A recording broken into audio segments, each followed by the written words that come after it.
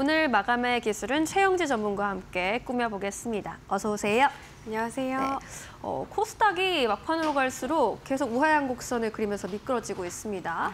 오늘 시장 판세 어떻게 읽어보셨을까요? 네, 오늘 코스피와 코스닥이 좀 다른 장세가 연출이 됐고요. 공매도 이슈라던가 기준금리와 관련된 이슈들이 여전히 시장에서 불확실이 더 커지고 있는 상황이다라고 말씀을 드리고 싶습니다.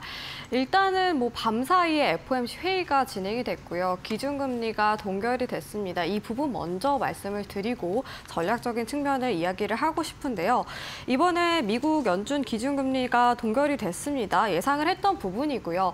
다만 이제 점도표에서 나오는 향후 전망이라던가 그런 것들이 가장 중요하다라고 지난번에 말씀을 드렸었는데 이번에 점도표 분석 결과 이제 작년에는 12월 달에 15명이 2차례 금리 인하를 예상을 했는데 이번에는 11명으로 줄어들었습니다. 어쨌거나 이번 해에는 두 차례 정도 금리 인하가 진행이 될 거다라고 저는 생각을 하고 있고 하반기에 몰릴 것이라고 저는 생각을 하고 있는 상황입니다. 아무튼 이번에 금리에 대한 방향성이 좀 불확실한 상황이라는 거를 알고 계셨으면 좋을 것 같고요. 아무래도 관세 부과에 대한 것들이 아직 확실시되지 않고 있는 상황 속에서 금리 결정이 좀 불확실한 상황이다라고 다시 한번 말씀을 드리도록 하겠습니다. 이 중에서 이번에 언급이 됐던 게 GDP 성장률에 대한 것들이 언급이 많이 되고 있습니다. 네. 기존의 성장률에 대한 것들을 말씀을 드리자면 2.1% 정도 성장률을 언급을 했었는데 이번에는 1.7%로 낮추고 실업률 전망은 4.3%에서 4.4%로 상향 조정하는 추세다라고 말씀을 드릴 수가 있습니다. 이렇게 GDP 성장률이 하향이 됐다는 거는 사실 우리나라 측면에서도 그다지 좋은 이슈가 아니라고 말씀을 드리고 싶은데요. 왜냐하면 GDP 성장률의 경우 그동안에 미국의 10년간 GDP 성장률로 봤을 때 2%대로 유지를 하는 경우가 많이 있었습니다. 그런데 이렇게 1%대로 낮췄다는 거는 수출 의존도가 높은 우리나라 입장에서는 그다지 좋은 소식이 아니라고 볼 수가 있고요. 그리고 4월 달에 반도체라던가 자동차 관세에 대한 것들이 이제 언급이 되고 있는 상황입니다. 근데 우리나라의 경우에는 수출액 중에서 20%에서 30% 정도가 자동차와 반도체 쪽에서 발생이 된다라고 지난번에 제가 설명을 드렸던 적이 있습니다. 그런데 만약에 이번에 4월 달에 관세가 부과가 된다면은 우리나라 주력 산업인 만큼 코스피 지수 위주로 타격을 입을 가능성이 높다라고 다시 한번 말씀을 드리겠고요. 그리고 무엇보다도 또 캐나다와 멕시코 쪽으로도 관세가 부과가 된다면은 우리나라에 이제 해외 법인들이 많이 몰려 있는 만큼 직접적으로 타격을 입을 가능성이 높다라고 말씀을 드릴 수가 있습니다. 그래서 포트폴리오에는 현재 시점에서는 반도체라던가 자동차 관련된 업종들은 조금은 보수적이게 접근을 하는 게 맞다고 판단을 하고 있고요. 오늘 또 중국에서도 마찬가지로 금리 결정이 났습니다. 대출 우대 금리가 결정이 됐는데요. 예상대로 동결을 했습니다. 미국에서도 동결을 한 만큼 중국에서 동결을 하고 있는 추세인데 무엇보다도 저는 중국에서는 금리 동결에 대한 부분들과 함께 봐야 될 게 지급 준비율이라고 말씀을 드리고 싶습니다. 지급 준비율이라는 거는 아무래도 은행이 고객에서 예금 중에서 은행에 의무적으로 예치해야 되는 비율을 의미하는데 이게 인하가 되면은 유동성이 있어서 풍부해지고 금리도 같이 내려가면서 경기 부양에 있어서 긍정적이게 작용할 가능성이 있습니다.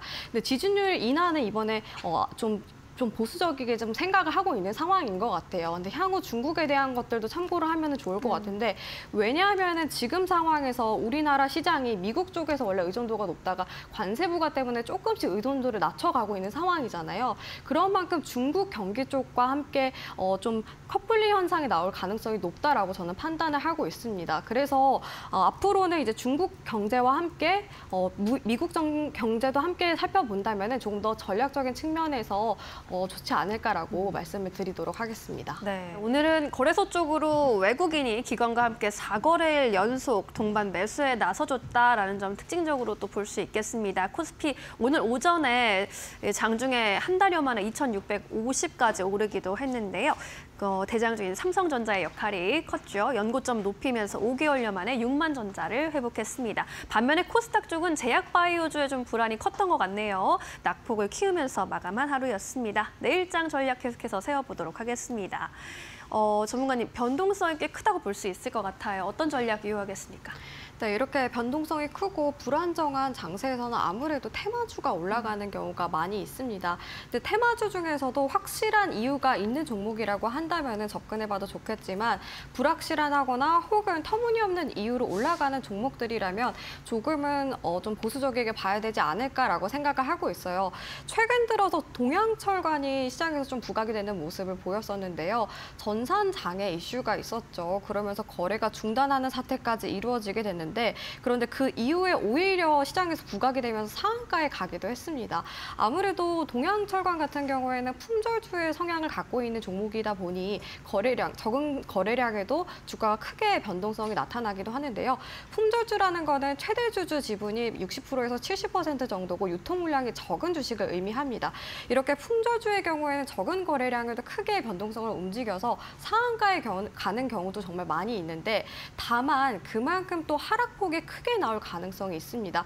거기에다가 이번에 동양철관이 상승을 한 원인에 대해서 전산장애 이후에 명확하게 나오지 않고 있어서 더욱더 접근을 하는데 조심스럽게 보시면 좋을 것 같다라고 말씀을 드리겠고요. 최근 들어서 정치적인 이슈에 따라서 정치 테마주들도 크게 변동성이 나와주고 있습니다. 아무래도 이렇게 확실하지 않은 장세에서는 테마주들이 이렇게 변동성이 크게 나타나는데 우리가 또 이런 장세에서 사실 수익을 얻어가려면은 어쩔 수 없이 접근할 수밖에 는 없잖아요. 그럴 때일수록 손절가 목표가 명확하게 잡고서 소액으로 접근을 하는 게 맞다라고 판단이 되고 특히나 명확하지 않은 이슈로 움직이는 종목이라고 한다면은 그냥 매매를 하지 않는 편이 더 낫다라고 다시 한번 말씀을 드리도록 하겠습니다.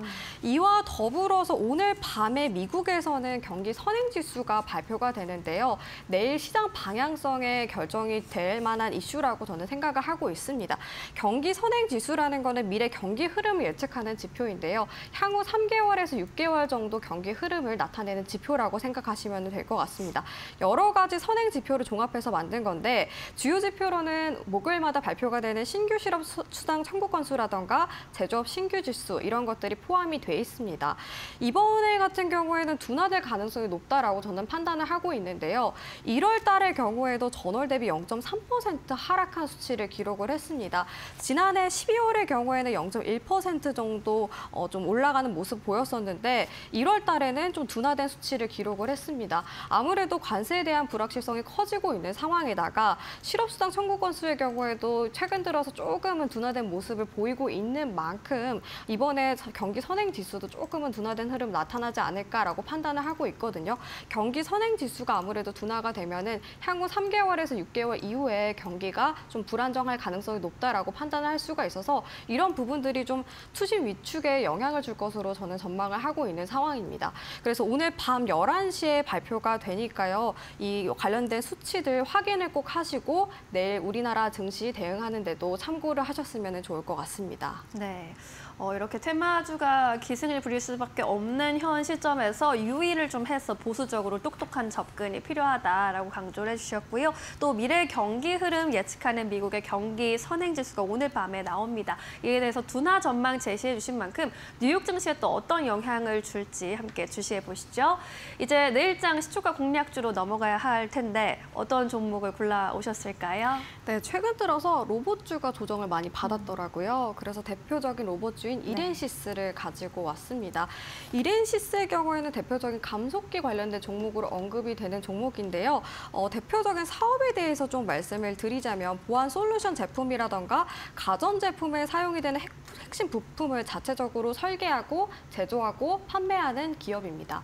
대표적인 주요 거래처라고 한다면 코웨이라던가 삼성전자, 청원아이스 이런 곳에 거래처를 두고 있다라고 볼 수가 있겠고요. 최근에 이렌시스가 로봇 감속기를 국산화하는 데 성공했다라는 소식이 들려왔습니다. 사실 감속기의 경우에는 일본 의존도가 굉장히 컸는데 국산화에 성공했다라는 소식이 들려왔는데요. 감속기라는 거는 로봇의 정밀한 동작을 구현하는 데 사용이 되는 필수 부품입니다. 네. 근데 국산화를 하게 됐을 때는 그만큼 기술력에 있어서 뛰어나고 인정을 받았다라고 생각할 수가 있고요. 이렌시스가 삼성전자를 이제 주요 거래처로 두고 있다라고 말씀을 드렸잖아요. 삼성전자에 사용이 되는 이제 로봇 보핏에 사용이 되는 감속기의 주요 공급사로 또 주목을 받고 있는 상황입니다. 삼성전자에 이런 식으로 납품을 하게 되면은 아무래도 또 다른 전자제품 업체에도 납품을 할 가능성이 높아서 그런 부분들이 향후 이렌시스 모멘텀으로 작용할 가능성이 높다라고 판단이 돼서 첫 번째 투자 전략으로 말씀을 드리겠고요. 두 번째의 경우에는 로봇 시장이 계속해서 성장을 하고 있는 상황입니다. 특히 글로벌로 로봇 시장이 계속해서 성장을 하고 있는 상황인데요.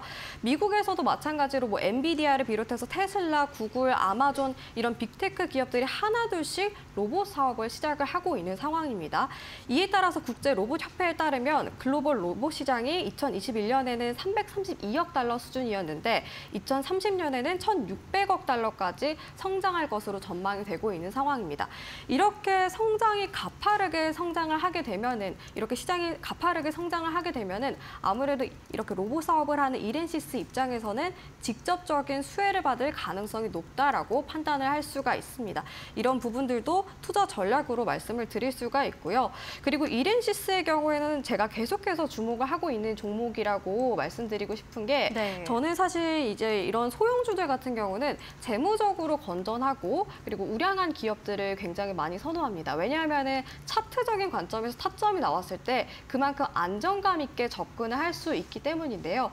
이렌시스의 경우에는 뭐 실적이라던가 재무 건전성에 있어서도 우수한 기업이라고 말씀드리고 싶은데요. 작년 기준으로 매출액의 경우에는 전년 대비 4% 정도 증가를 했고요. 영업이익의 경우에는 9% 정도 증가를 했습니다. 사실 이런 로봇 기업들의 경우에는 영업이익 측면에서 조금 안 좋게 나오는 기업들이 많이 있어요. 왜냐하면 초기 투자 비용도 많이 들고 그만큼 비용이 많이 들기 때문인데요.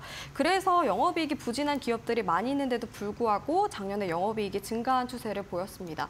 거기에다가 부채 비율 같은 경우에는 25%로 굉장히 낮은 편이고요. 유보율도 1000%가 넘습니다. 재무 건전성이 그만큼 뛰어나다고 볼 수가 있겠고 최근에 발표가 됐던 사업 보고서 기준으로 우발부채라던가 미상환 전환사채 같은 경우에도 없더라고요. 그런 만큼 조금 리스크적인 측면에서도 좀 불안정하지 않은 종목이다라고 말씀을 드리고 싶습니다.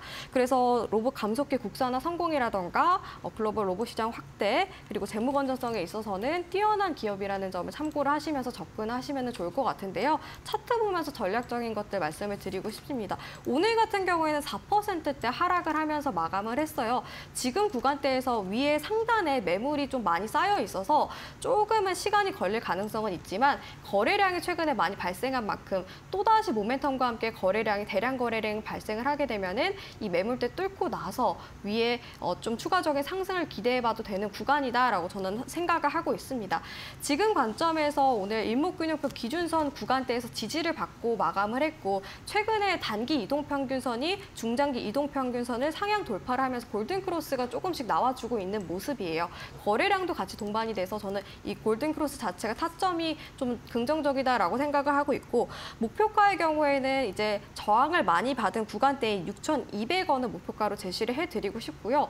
손절가의 경우에는 제가 4,500원대를 잡아드리고 싶은데 왜 4,500원을 말씀을 드리냐면 작년에 갭상승한 구간대가 있습니다. 갭상승한 구간대가 그만큼 매물이 비어 있어요. 이 구간대를 지나가게 되면은 아무래도 주가가 강하게 조정을 받을 가능성이 높은데 이 갭이 만들어진 구간 이전 구간대까지 이탈을 하게 되면은 더 큰 조정이 나올 가능성이 있습니다. 그 구간대가 바로 4,500원 구간대인데요.